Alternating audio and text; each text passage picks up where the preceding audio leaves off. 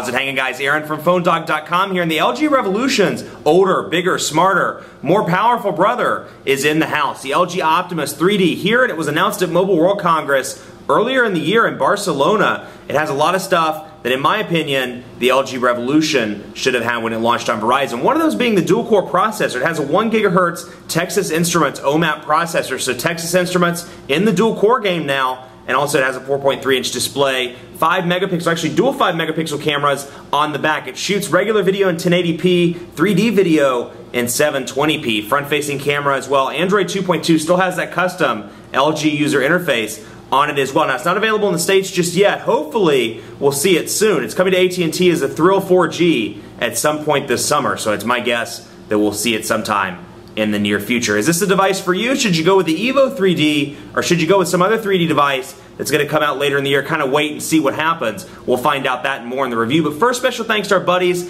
over at Best Buy. They're not hooking us up with these since they don't stock this phone. They just hooked us up with a bunch of phones that I just shipped to Phone Dog East for use in our One Paw Bandit game. So when you go into Best Buy Mobile to buy this or Revolution or whatever, you can't buy this, but Revolution, whatever, you'll walk out working. Set up email, set up your web, help you get everything going. So when you walk out that door, you're working. Enough of that, let's get into the review. Is this a phone to get? Should you try and buy one of these from an unlocked reseller? Or should you wait for the Thrill 4G? Or should you wait until later in the year and see what other 3D phones are out? We'll find out that and more in the full review. You know, I have to tell you, the 3D content on this device is pretty trippy, to say the least. It's kind of interesting to see 3D on a mobile phone. But here it is, the LG Optimus 3D. Now, this was announced at Mobile World Congress in Barcelona earlier in the year. So you have this coming out at some point in the year, and it's coming to the States as the LG Thrill 4G on AT&T. And then you have the HTC EVO 3D, which is coming to Sprint on June 24th. So you have some 3D devices that are starting to hit the market. And I'm telling you, it's kind of funky to see 3D content on these devices, but it's a pretty well-built device. Now, this to me is what the Revolution should have been. And when I say should have been, I'm really referring to the dual-core processor. This has a 1 GHz Texas Instruments OMAP dual-core processor, so it's much faster in day-to-day use, not only in day-to-day use, but also in things like quadrant standard scores and more, since it has a dual-core processor. Big benefit there, 1 GHz dual-core, 4.3-inch display, and you still have the front-facing camera for video calling. You have dual 5 megapixel cameras. Now, this shoots HD video at 720p, and it shoots non-HD video at 1080p. So depending on what type you're shooting, that's what it takes it at. Micro USB charging port over here, HDMI port over there, mini HDMI. You have your 3.5mm headphone jack up top, along with a power button over here, your volume rocker, and then a button to get to 3D. Now, what that does is it brings out the 3D menu, which you can't see in the camera since it doesn't show 3D, but you can see 3D guide, YouTube 3D, and this is actually displaying in 3D right now. So if you hold it the right way, it looks like it's popping out of the phone. So you have 3D gallery, 3D camera, and actually I have to actually look at the camera because it gives me kind of a headache, but 3D guide. And one thing I will say, you know, I've worked a little bit with the EVO 3D, and perhaps they've tweaked it, and maybe my opinion will change when it comes to the Phone Dog Labs, as I like to call it, basically my office. But, you know, this is one of my favorites in terms of 3D that I've worked with. I feel like the 3D image quality is a little bit better on this one than on the HTC EVO 3D. Now, that said, you know, I've had 10 minutes with the EVO 3D, so, you know, perhaps that'll change when I get it in the office. But you have all these 3D options here. Camera, you have pre-installed galleries, YouTube 3D, guide, games and apps, and more. So you have that button over there on the side, and you have that flash in the back, which I forgot to mention a second ago. Now, it's running Android 2.2, but it's running LG's custom user interface, just like the LG Revolution. But you can just see in a lot of things in day-to-day tasks, for example, just scrolling up and down. And if you get a chance, go back and check out the Revolution video where I'm doing the exact same thing in its review, and you can really see where it speeds up and slows down as a result of having that dual-core processor versus a single-core processor. So, but exactly the same functionality in terms of the menu, with the exception of a few tweaks because it's a European device. Now, up top here in the notifications bar, you have a little shortcut that they've installed, Select Music. So, if you have music pre-installed, you can access your music directly, but you have sound, Wi-Fi, Bluetooth, GPS connectivity, and mobile data, which of course is enabled right now, and then your notifications appear down here. Now, the LG Optimus 3D, at least the European version, works on AT&T's 3G or HSPA Plus bands, rather, which is what they're calling 4G. So if you do happen to get this device unlocked and it's the European build of the Optimus 3D, you are good to go with AT&T connectivity. So that's what the notifications bar looks like. But just to do a recap, let's walk through, and you'll see a lot of similar features from as HTC Sense or TouchWiz. You'll see some similar features on LG's user interface, like the pinch to bring in and bring out the individual home screen. So, but you'll see some differences as well. And if you've seen Sense or TouchWiz up close and personal, you'll notice when I do something like wallpaper, it brings up this customized menu. It's not an Android menu.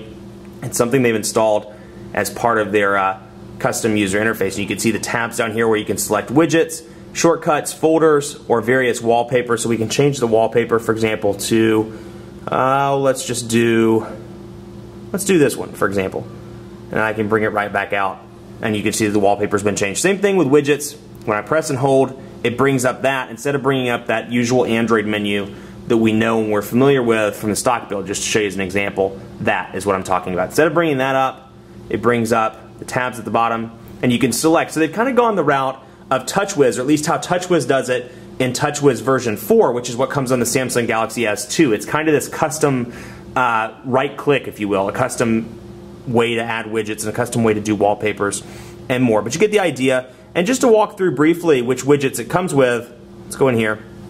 And you can see analog clock, application manager. One thing I did like, LG's version on the Optimus 3D, I don't believe it's on the Revolution, but on the Optimus 3D, it has a custom battery indicator. So you don't have to download app or widgets like battery life or some of the others in the Android market. Then you have Bluetooth controller, bookmarks, calendar, digital clocks. You have quite a few. LG World, messaging, for example, network data, and more. So you have quite a few widgets that are available. So it's not like one of the earlier builds of TouchWiz where really you had 3 or 4 Samsung widgets and the rest were Android widgets. You can see quite a few LG widgets just to see messaging, for example. You have 2 different options, and this kind of reminds me of HTC Sense because you have 2 or 3 different messaging options or widget options to customize it to how you like to have it customized. So we can go to messaging, we'll click on that one, for example, and you can bring that right up to the home screen, and once you back out, it's installed. So that's what that one looks like. Another one I wanted to look at, kind of go over with you, network data. For example, we can bring that up. 0 megabytes apparently. But a lot of the cool little shortcut or cool little widgets like that are pre-installed. I happen to like the AccuWeather widget a lot, which does come on the Revolution and actually comes on and out of the box. When you turn it on for the first time, it should be right there in the middle of the main home screen. So a few widgets out of the box, pretty decent widgets at that. And then of course the typical Android stuff as well. But anyway, Android 2.2. Custom menu here, and we can go through and take a look at what comes installed. 3D camera, 3D gallery, games and apps. Just like I showed you in the beginning when I clicked that 3D button, that's what all of that is. Then you have Let's Golf 2 and Nova, 3D videos, Asphalt 6, so a bunch of 3D games as well. And then in your applications, you have a few LG applications, App Advisor, and you can see that also as a result of this custom skin, the icons look a little bit different. You can see contacts, call log, obviously look different than stock Android and look different from their counterparts over at Samsung and HTC. So you have Polaris Office pre-installed, remote call, okay, I almost said remote cell, remote call, smart share, software update, what's new, and then of course the stuff that I've downloaded as well. So Polaris Office is there. Then you have this news feature, which I happen to like. Let me open this up. And you can go into Yahoo News and select your country and select your selections. Let's go into United States just to see what comes up. I'll tap to select selections, my bad. Let's do just top stories just to see what comes up. And little things like this, that kind of make a device unique, I happen to like. Let's go back here. No recent news. I don't believe that. And it is on Edge at the moment. Even though this device is 3G capable, it's on Edge. I promise it does support HSPA Plus and 3G. So no recent news at the moment. Quite interesting there. Okay, there we go, finally. So you can see cool little features like that. But anyway, 7 home screens out of the box, and you can just see the responsiveness when I go through this. Again, go back and watch the Revolution video if you don't believe me, but the responsiveness is so much better on this device as opposed to the LG Revolution. Now, one thing that is kind of consistent across the board with the Revolution and with this device, the touchscreen sensitivity is not quite there. I found that when I scroll through, and of course it's not going to duplicate when I do it right now, but like let's say I'm scrolling through and I want contacts. Do you see how I just clicked on contacts and it kind of skipped a little bit instead of going directly in?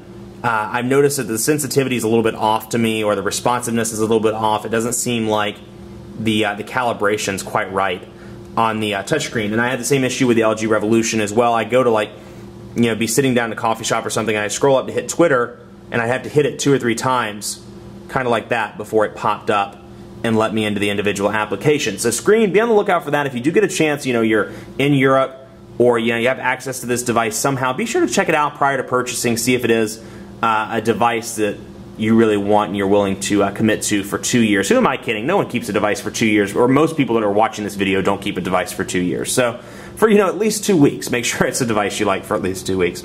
But let's go into messaging and take a look. Now this is exactly the same, or very, very similar at least, to what you see in the Revolution. A few minor changes. I don't believe the paperclip was there on the Revolution. So going here to enter message, and it comes with one keyboard and one keyboard only out of the box, and that is the LG keyboard. It does not come with anything else. Of course, you can sideload keyboards, things like Motorola's multi-touch keyboard if you want to, HTC's keyboard, and more. But out of the box comes with the LG one. Now this one's been pretty quick to get a bashing, but I actually don't mind it.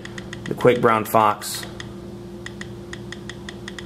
is happy that he's happy to be alive. Quick Brown Fox is happy to be alive. Then of course you have it in portrait and in landscape mode. Now this keyboard's gotten quite a knocking from reviewers across the various tech sites. I don't mind it that much at all. It actually reminds me quite a bit of the iPhone keyboard. The autocorrection isn't that good. I will be honest there. The autocorrection isn't nearly as good as the iPhone 4, some of the other even Android devices on the market, HTC's for example, and Samsung's to an extent, although Samsung's isn't my favorite, as you know. But it's not that bad. It's really not. It's easy to get used to, and I think once you understand the typing style, you know, I was going through trying to blaze through it and was skipping keys. Once you understand the methodology, or methodology, you get the idea. The methodology of typing on, I think it's a little bit easier to type on. You just have to go with the sound, and overall, you know, the keys are spaced pretty well. And then of course you have this row down here for space, and you have a little button here where you can kill off the keyboard if you don't want it. Now to access your symbols, of course, over here, and you can roll through your numbers and your various symbols. Then you can go to global if you want to. By clicking on that, you should be able to rock the global layout if you want to. And then of course you have your emoticon shortcut as well. So not a bad keyboard at all. It's not as bad as people are making it out to be in several reviews and other places across the net, several reviews, videos, etc. Not a bad keyboard at all.